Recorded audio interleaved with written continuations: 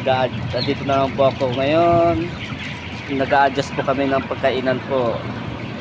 Yan. Ito po, lalagyan po namin ng mga tali para hindi siya, ina-adjust po namin kasi para yung manok tumayo para kumain, para mabinat yung leeg nila.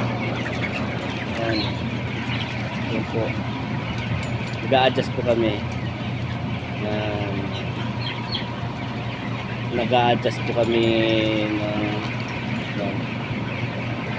Yan po yung kasama ko, ina-adjust po na yung yan. Yan. Ina-adjust namin.